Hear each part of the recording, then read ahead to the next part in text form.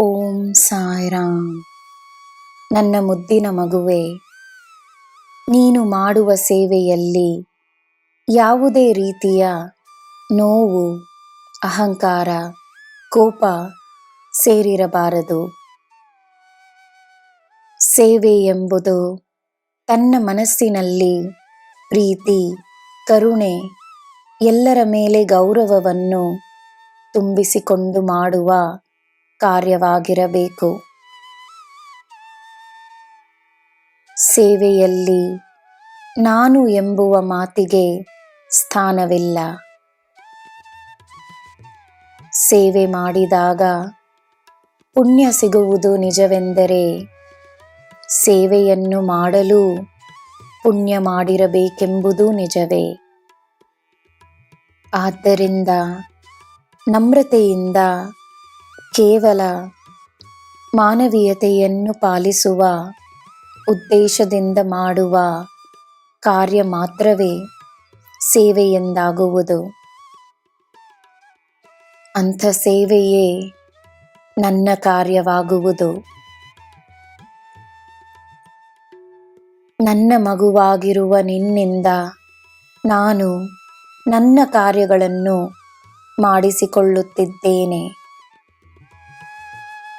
ನನ್ನ ಹಲವಾರು ಮಕ್ಕಳಿಗೆ ನೀನು ಮಾಡುವ ಸೇವೆಯೊಂದಾದರೆ ಇನ್ನೂ ಕೆಲವರನ್ನು ನಿನ್ನ ಸಹಾಯಕ್ಕೆ ಕಳುಹಿಸುತ್ತಿದ್ದೇನೆ.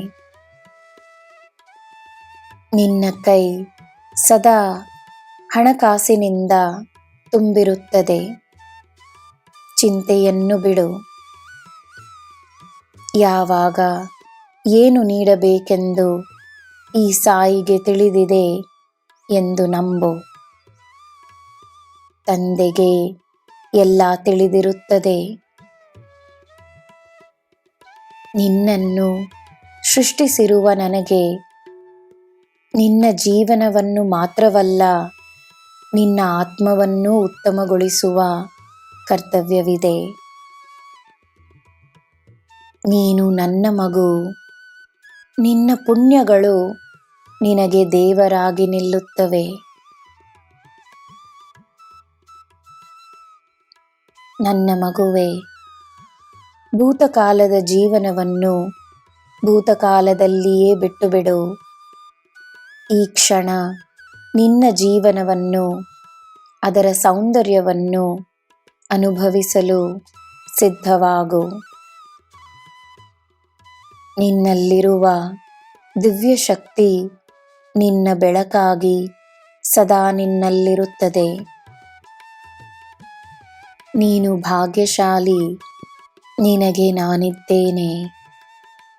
ನಿನಗೆ ಎಲ್ಲ ಶುಭವೇ. ಜೈ ಸಾಯಿರಾಮ್.